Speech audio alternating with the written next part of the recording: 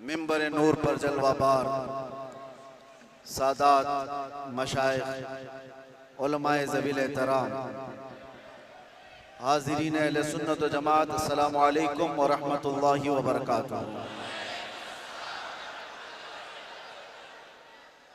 अल्हम्दुलिल्लाह अल्हम्दुलिल्लाहिल हन्नानिल मन्नान अल्लज़ी खलक़ल इंसान व अल्लमहुल बयान वस्सलातु वस्सलामु अला रसूलिही सय्यिदिल इंसी वल जान व अला आलिही व अस्हाबिही ज़विल खैरि वल इहसान, अम्मा बअद। फ़अऊज़ु बिल्लाहि मिनश शैतानिर रजीम, बिस्मिल्लाहिर रहमानिर रहीम। अन्नबिय्यु औला बिल मुअमिनीन मिन अनफुसिहिम, सदक़ल्लाहु मौलानाल अज़ीम। बारगाह रिसालत मुआब सल्लल्लाहु तआला अलैहि वसल्लम की दुरूद पाक का हदिया पेश कर ले। अल्लाहुम्मा सल्लि अला सय्यिदिना मुहम्मदिन मअदनिल जूदि वल करम व आलिहि व अस्हाबिहिल किराम व इब्निहिल करीम व बारिक व सल्लिम सलातन दाइमतन सरमदन अबदा।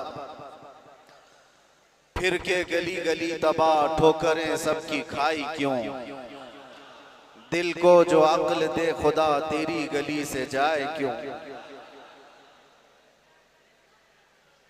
अब तो न रोक ऐ गनी आदत सग बिगड़ गई, मेरे करीम पहले ही लुक़्मे तर खिलाए क्यों।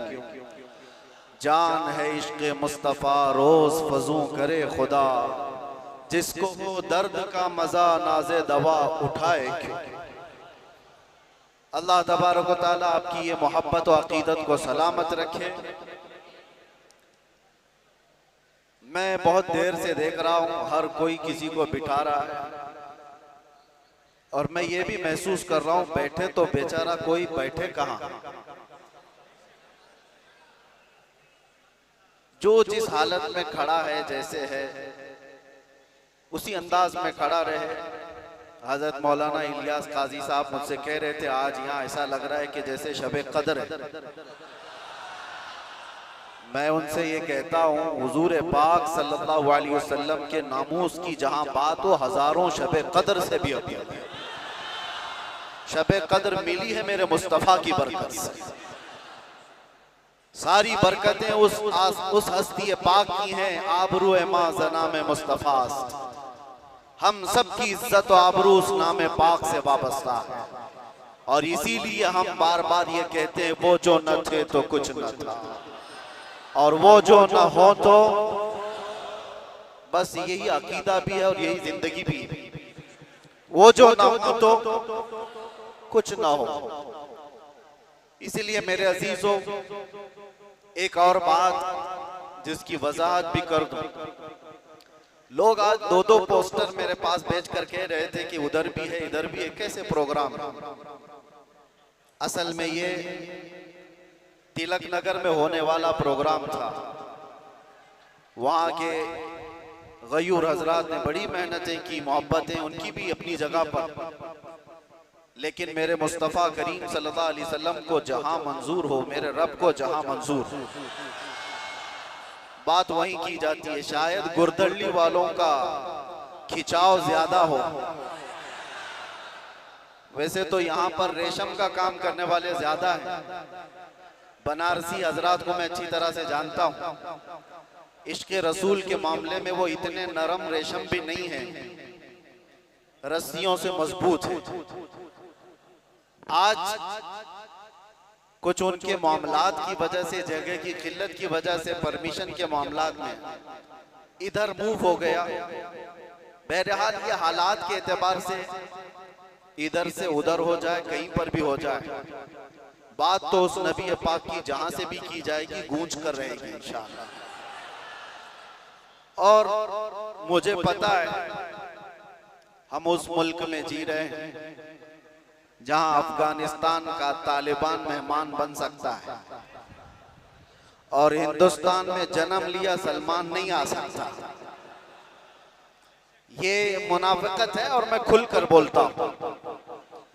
वैसे मुझे बयान शुरू होने से पहले ही मस्जिद के आपके सदर साहब ने कान में कहा आपके ऊपर कोई पाबंदी यहाँ पर नहीं है, आप जो चाहे जितना चाहे बोल सकते हैं। लेकिन मैं सदर साहब से कहता हूँ, पाबंदी लगा भी देते तो हम धज्जियां उड़ा के भी जाते, इसलिए कि पाबंदी हुजूर पाक सल्लल्लाहु अलैहि वसल्लम का नाम लेने के लिए कोई माँ ने आज तक जन्म नहीं लिया, किसी माँ ने आज तक ऐसा बेटा जन्म नहीं दिया जो हुजूर पाक सल्लल्लाहु ताला अलैहि वसल्लम के नाम पाक को इस रूए जमीन से खत्म करके दिखा सके। हमारा जुर्म क्या है, हमारा कसूर क्या है, हम बोलते क्या है? हम बात सिर्फ मेरे मुस्तफा करीम सल्लल्लाहु अलैहि वसल्लम की करते हैं, और अगर ये हुजूर पाक सल्लल्लाहु अलैहि वसल्लम के नाम और उनके नामूस की बात करना जुर्म है तो हर बार करेंगे, हर बार करेंगे, 100 बार करेंगे, और वक्त आए तो सरेदार करेंगे। इसमें कोई खौफ की बात तो है नहीं, इसमें कोई डर की बात तो है नहीं। जब हमने ये कह दिया है या रसूल अल्लाह, ये दिल भी तुम्हारा, ये जान भी तुम्हारी, हम आए यहाँ तुम्हारे लिए और उठे भी वहां, जब सब उनके लिए है तो फिर डर किस बात का? खौफ न रख रजा जरा, तू तो है अब्दे मुस्तफा, तेरे लिए अमान है, तेरे लिए अमान है। बेंगलुरु के गयूर नौजवानों को मैं कुछ बातों से बेदार करना चाहता हूँ। तुम्हारी एनर्जी, तुम्हारी ताकत खामखा जाया नहीं होनी चाहिए। सड़कों पर बर्बाद किए जाने के लिए तुम्हें ताकत नहीं दी गई। अल्लाह ने तुम्हें जो ताकत और एनर्जी दिया है, जो तुम्हें पावर दिया है, वो नशे के अड्डों पर बर्बाद करने के लिए नहीं, और ना ही गलियों कूचों पर रात भर गुजारने के लिए, और ना ही बेमहल और बेवक्त एहतजाजात करके अपने आप को जोखिम में डालने के लिए। तुम्हारी एनर्जी और तुम्हारी ताकत एक एक पल किस चीज के लिए दी गई है आपको पता है? जिंदगी ये नहीं है किसी की किसी के लिए, जिंदगी है नबी की नबी के लिए, और ना समझ मरते हैं जिंदगी के लिए, और जीना मरना है सब कुछ नबी के लिए। तुम्हारी जिंदगियां इतनी सस्ती नहीं है, तुम्हारी जिंदगियां इतनी हल्की नहीं है कि कोई चोर उचक्का हाँकता हुआ तुम्हें किसी भी तरह से लेकर चला जाए और अपने अपने मकासद का निशाना बनाए। ऐ नौजवानों, जिस दौर में आप जी रहे हो, होश और हवास के साथ जियो, कानूनी मामलात और उसकी पेचीदगियों को समझो। दुश्मन किस अंदाज से तुम्हें वार कर रहा है, इस चीज को महसूस करो। यकीनन मेरे आका सल्लल्लाहु ताला अलैहि वसल्लम की मोहब्बत और उनकी असमत एक ऐसी चीज है जिस पर मुसलमान कंप्रोमाइज नहीं करता, और ये दुश्मन को अच्छी तरह मालूम है। हमें भड़काने के लिए, हमें आपे से बाहर करने के लिए, जानते हो वो कौन सी चीज का इस्तेमाल करते हैं? सिर्फ और सिर्फ मेरे नबी का नाम इस्तेमाल करते हैं।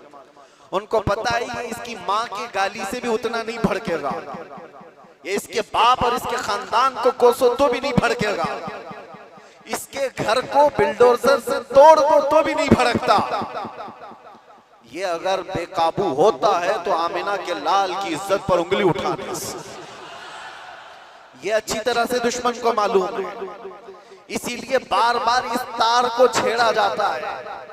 उन्हें छेड़ने दो, वो अपनी हैसियत के मुताबिक छेड़ करके समझ रहे, लेकिन हकीकत में मेरे अजीजों मैंने महसूस किया इस कौम को अल्लाह हमेशा सलामत रखे। मैं कभी कभार रातों में बैठे फिक्र भी करता कि इन नौजवानों से मुस्तकबिल क्या होने वाला है, जो रात भर नशे के अड्डे में गुजारते हो, गाने सुन करके दिन भर बिस्तर पर सोए रहते हो। उम्मत मुस्लिमा का क्या होगा? हम पहले बहुत जज्बाती तकरीरें कर चुके, माशरे की इस्लाह के लिए हर बुराई पर हम उंगली रख चुके, बहुत फिक्र अंदाज, काफी फिक्र होती थी। लेकिन मैंने देखा ये वो नौजवान जो नशा में मेरे साथ जेल की कैद काटे हुए नौजवानों को भी जानता हूं, जो हर तरह का नशा करके आए हुए थे, एडिक्ट थे, और कोई 10 साल से, कोई 15 साल से, कोई 20 साल से, और सारी कड़ियां जोड़ करके मैं आकर के देखता हूं कौन है जो इन्हें नशा पर उभारता है, कौन इनकी गलियों में नशा बेचता है, कौन सप्लायर है, कौन उभारता है, कौन पहुंचाता है। कानून को भी मालूम है कहां बिक रहा है, कहां सप्लाई हो रहा है, सबको पता है। और खासकर तुम्हारे मोहल्ले क्यों टारगेट है, कभी सोचा आपने? ये सिर्फ बेंगलुरु की बात नहीं, जाओ मुंबई जाओ, कलकत्ता जाओ, दिल्ली जाओ, किसी भी, हैदराबाद, हर इलाके में मुसलमान क्राउडेड जो इलाके हैं, हमारी ज्यादा आबादी जहां पर, उन इलाकों को इन तमाम बुराइयों से घेर लिया गया है, नशा से। क्यों तुम टारगेट हो? वजह यही है मेरे अजीज, इसलिए कि दुनिया को खौफ दूसरी कौमों से नहीं, मोहम्मद अरबी के गुलामों से इतना डर है कि इसी दिन ये खड़ा हो गया तो दूसरों की नींद हराम कर देगा। पता है इसको इन तमाम खुराफात में मुलव्विस करके, नशा का आदी बना करके इसको सुला दो। ठीक है, इन्होंने कर लिया, किसी को 10 साल से, किसी को 20 साल से, किसी को 25 साल से नशा में मुब्तला करके रख दिया। हम भी डरे हुए थे कि ये नशा खोर नौजवान क्या करेंगे, मुस्तकबिल क्या होगा इनका। लेकिन मेरे अजीजों, मैंने अभी माजी करीब में, साल 2 साल में ये भी महसूस किया, नशा छोड़ना आसान भी नहीं है। जो एडिक्ट होता है वो जल्दी छोड़ता भी नहीं। अरे गुटखा नहीं छोड़ता तो वो दूसरी बातें कहां जल्दी छोड़े। लेकिन मैंने इलाज भी देखा, ये वो नौजवान 10 साल, 12 साल, 15 साल से नशा में एडिक्ट हैं, पूरी दुनिया ने इनको टारगेट कर कर करके नशा खिलाया और इनको 36 घंटे 48 घंटे सोने वाले नौजवान बनाया। मैंने देखा है 36 घंटे सोने वाले, और डर था हमें कि इनसे होगा क्या मुस्तकबिल। लेकिन मेरे अजीजों, हमारा ये अंदेशा, हमारा ये डर गलत निकला। दुनिया ने सब कुछ एड़ी चोटी का जोर लगा दिया इस नशा में मुब्तला कर कर कर करके कि इनको मफलूज कर दे, इनको पैरालाइज कर दे। लेकिन मैंने देखा, एक बार पुकारा आई लव मोहम्मद, उसके बाद फिर देखा वो नौजवान जो 20 साल से नशा में है, नाम मोहम्मद का नशा चढ़ गया है। मैंने पूछा वो पुराना नशा कहां चला गया? पुराना नशा जिसमें 36 घंटे सोता था, वो नशा कहां चला गया? मैंने उन नौजवानों को देखा, वो झूमते हुए कहते हैं वो नशा अलग है, ये उस मुस्तफा के नाम की मोहब्बत का नशा अलग है। मैं ये चाहता हूं मेरे अजीजों, आओ उस नाम पाक के नशे में, इससे बढ़कर के बेहतर खुमार कोई है नहीं। इसीलिए जो उस मोहब्बत के नशे को पी लिया, तब फिर वो गुनगुना करके यूं कहा था, कुछ ऐसा कर दे मेरे किरदिगार आंखों में, हमेशा नक्श रहे रूये यार आंखों में। उन्हें न देखा तो किस काम की है ये आंखें, कि देखने की है सारी बहार आंखों में। आपको मैं उसी चीज की दावत देने के लिए आया हूं।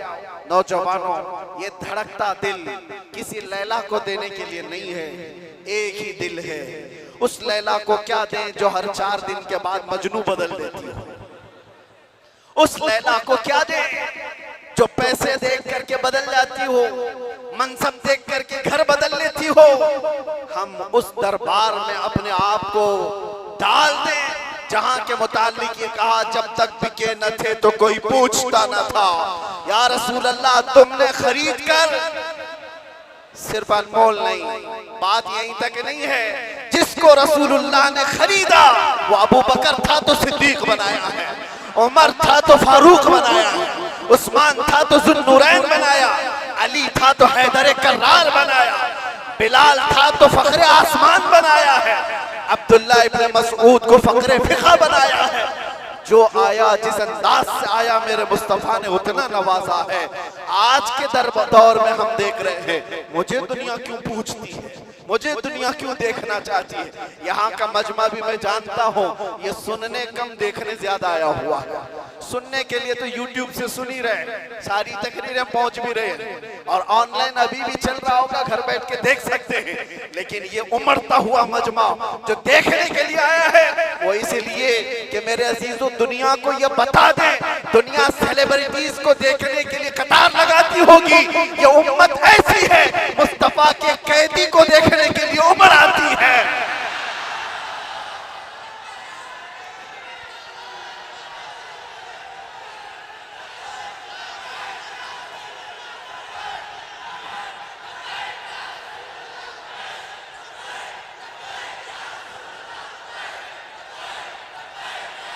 वरना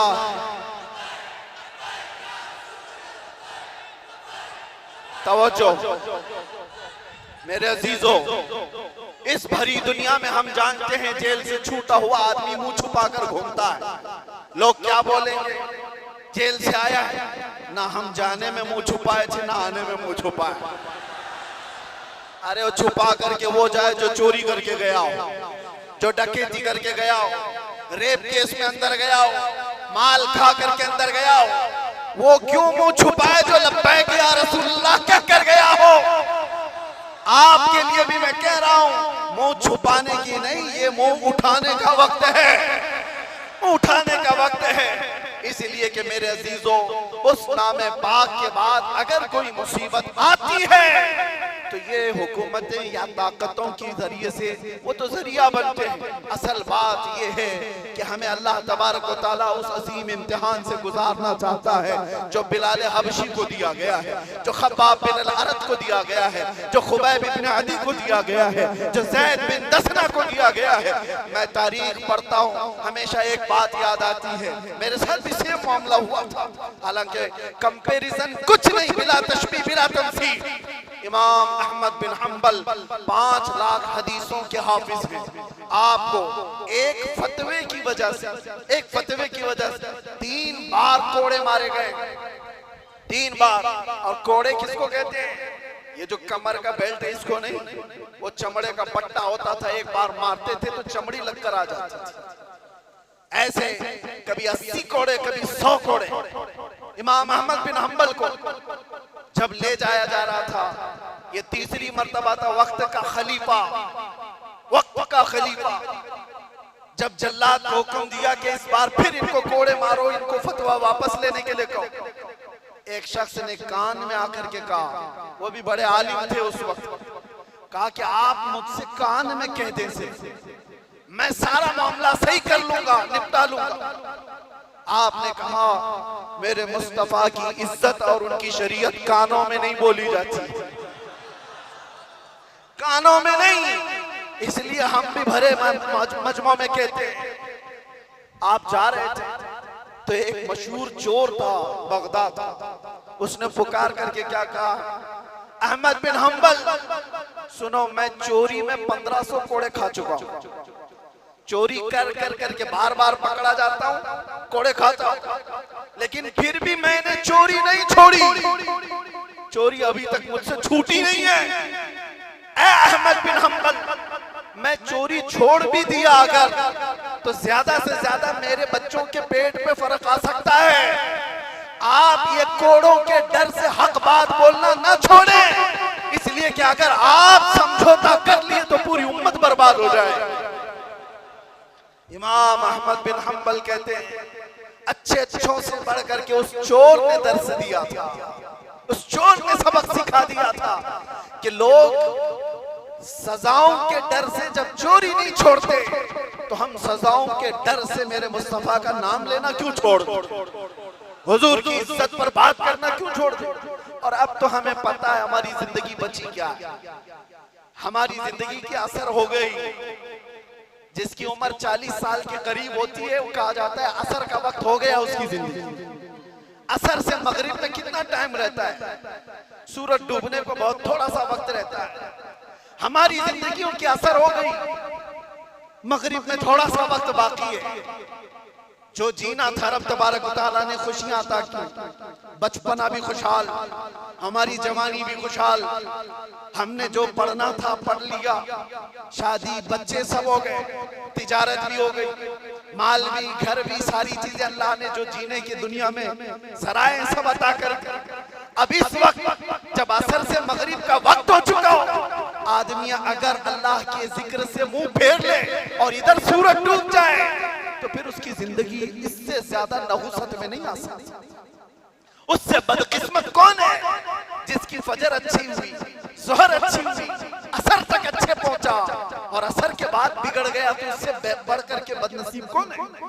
इसलिए मेरे अजीजों, अब तो हम कंप्रोमाइज नहीं करने वाले, अब तो हम समझौता नहीं करने वाले।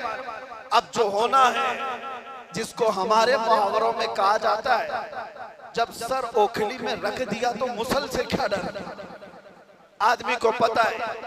बहरहाल आपसे मेरा एक मैसेज है, आपसे मेरा एक पैगाम, ये और फितनों का दौर आता जाएगा और फितनों का दौर बढ़ता जाएगा।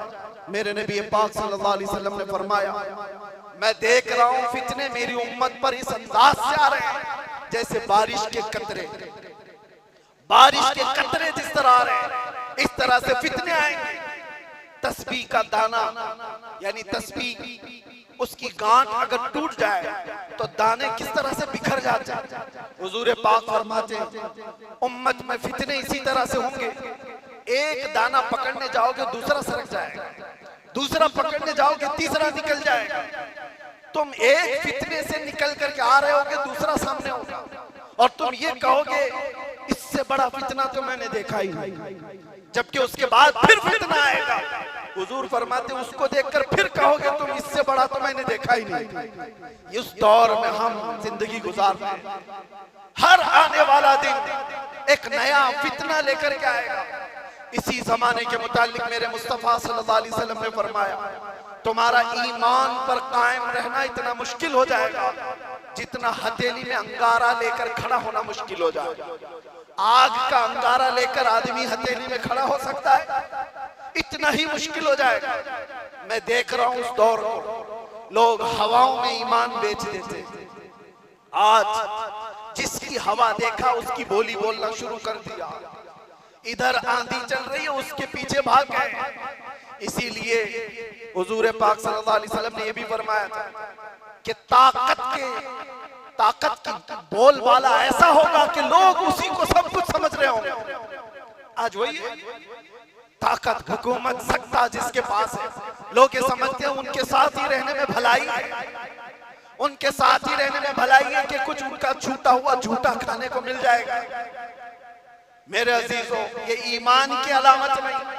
हुजूर ने ये भी फरमाया, दज्जाल जिस वक्त जमाने में आएगा, दज्जाल उस वक्त का हाल ये होगा, हजारों की तादाद में लोग ईमान छोड़कर उसकी फौज में शामिल हो जाएंगे। और हुजूर ने फरमाया, दुनिया शुरू होने से लेकर कयामत तक उससे बड़ा कोई फितना नहीं। वो दौर भी आने वाला है। उस दौर की अलामत में क्या बताया मेरे आका ने? इरशाद फरमाया, सच को झूठ बना दिया गया होगा और झूठ को सच बना करके पेश किया जा रहा होगा। क्या आज ये पूरा निजाम कायम नहीं है? ये सारा मीडिया ये दज्जाली निजाम पर चल रहा है। ये सब दज्जाल के चेले जितने भी बैठ करके भोगते हैं, जो सच्ची बात होगी उसको ऐसा तोड़ मरोड़ करके बयान करो कि वो झूठी लगने लगे, और झूठ को इतना सजाओ, इतना बोलो कि सच लगने लग जाए।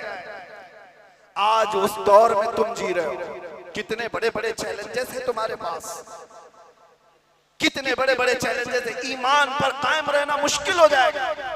इन हालात में अब आला हजरत क्या फरमाते हैं? इरशाद फरमाते हैं, जब ऐसे हालात होंगे उसको कहा गया है, सूना बन है, सोना जहर है, सोना पास है, सोना बन है, सोना जहर है, उठ प्यारे। 3 बार फरमाया आला, सोना पास है तेरे। सोना क्या है? गोल्ड तेरे पास है। सोना बन है, बन कहते हैं जंगल को, सूना जंगल सुना होगा नाम, वीरान है, बिल्कुल आवाज ही नहीं है, सूना जंगल है, सोना पास है, सूना बन है, और ऐसे वक्त में सोना जहर है। समझ में आई बात? 3 बार सोने का लफ्ज इस्तेमाल किया और तीनों में अलग अलग माने।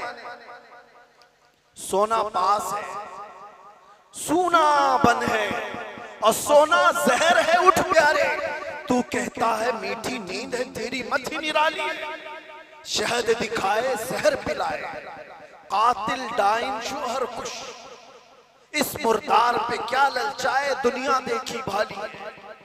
आज उसी दौर में हम जी रहे हैं, शहद दिखाए जहर पिलाए। तुम्हें जितना सजा सवार करके दिखाया जाता है, ये असल दुनिया नहीं है नौजवान। मैंने ये सारी तमहीद इसलिए बांधी कि तुमको हाँक रही है दुनिया किस तरफ। तुम टेलीविजन पर थिरकने वाली तस्वीरों को देखकर फिदाई बन गए। तुम सोचने लग गए कि ये बड़ा स्टार आदमी है, ये हीरो है, ये एक्टर है, ये कोई एक्ट्रेस है, इसके पहने हुए कपड़े, इसका बनाया हुआ हेयर स्टाइल, इसके चलने के अंदाज, इसके खाने के अंदाज, इसने अगर किसी चीज की एडवर्टाइज की तो उसको लेकर पड़े जाना। ये दुनिया की दिखाई हुई परदेसी नींद पर जिसके पीछे तुम पागल हुए जा रहे हो, ये वही दुनिया है जो शहद दिखा रही है और जहर पिला रही है। असल में मामला ये है मेरे अजीजों, तुम्हें इस वक्त जगाना हमारी बहुत बड़ी जिम्मेदारी है, बहुत बड़ी जिम्मेदारी है। तुम इस जादू को समझो, इस जादू को समझो जो दुनिया तुम्हें खींच रही है। क्या बनाना चाहती है? मैं साफ लफ्जों में अगर कहूं तो तुम्हें क्या बनाना चाहती है? एक नौजवान को देखा, कानों में बालियां, हाथ में चूड़ी और बालों में चोटी भी। हमने देखा अच्छा खासा नौजवान बन क्या गया, ना मर्द दिखता है ना औरत दिखता है। दुनिया तुझे तीसरी मखलूक बनाना चाहती है और तू शौक से इसके पीछे भाग रहा है। कभी सोचा भी नहीं औरतों को क्या बनाना चाहती है? पूरे जिस्म का लिबास हटा दे, बस कपड़ों के टुकड़े ऊपर और नीचे लगा दे, और इसको ये कहते हैं कि दुनिया का सबसे बेहतरीन फैशन है। अगर नंगा रहना फैशन है तो भैंस ज्यादा फैशनेबल है, हो तो कुछ भी नहीं पहनती। जानवर सबसे ज्यादा फैशनेबल है, नंगे रहने को फैशन कहा जाता है। सोचो मेरे अजीजों, मैं ये बातें क्यों कह रहा हूं? वो निजाम भी मैं देख करके आया जहां भाई बहन की शादी को आज जायज करार दिया गया। हुकूमतों से लोग लड़ रहे हैं कानूनी हक लेने के लिए। इटली में, नेदरलैंड में लोग ये कानून पारित करवाना चाहते हैं कि भाई बहन से शादी करने की इजाजत दी जाए। अब तो दुनिया की कितनी ऐसी हुकूमतें जो होमोसेक्सुअलिटी को पूरी तरह से अलाउ करके रखी हुई है। मर्द मर्द से शादी कर सकता है, औरत औरत से निकाह कर शादी कर सकती है, माँ बेटे के साथ चाहे तो रह सकती है, बाप बेटी के साथ चाहे तो रह सकता है। इसको फ्रीडम कहा जाता है। मेरे अजीजों, जानवरों से भी ज्यादा जलील तुम्हें बनाना चाहती है दुनिया। इसलिए मैं कह रहा हूं, उठो अगर न हश्र न होगा फिर कभी, दौड़ो के जमाना चाल अपनी चल गया। तुम्हारे पास अब एक ही इलाज है, एक ही इलाज है, एक ही इलाज है। तुम कहां कहां से बच पाओगे इनके वार से? तुम्हारे घरों में जो टेलीविजन है, सोचते थे पहले कि टीवी चालू करेंगे तो नंगे नाच होंगे। अब वो जमाना भी गया। इस दुनिया ने तुम्हारे हाथों में पहुंचाया, तुम्हारे हाथों में नहीं बल्कि तुम्हारी उंगलियों के एक टच में जितनी गंदी फाहिशा चीजें देखना हो सब देख सकते हो। तुम्हारी आंखों की हया खत्म, तुम्हारे दिल का सुरूर खत्म, तुम्हारे रूह का नूर खत्म, सब चीजें छीन ली गई। और तुम कहां कहां बच पाओगे, कहां कहां बच पाओगे, कैसे कैसे इन वारों से बच सकते हो? एक ही इलाज है, एक ही इलाज है जिसको इकबाल ने 10 साल अपनी मेहनत के बाद कहा था। वो इलाज ये है कि मोहम्मद से वफा तूने तो हम तेरे हैं, ये जहां चीज है क्या लोहो कलम तेरे हैं।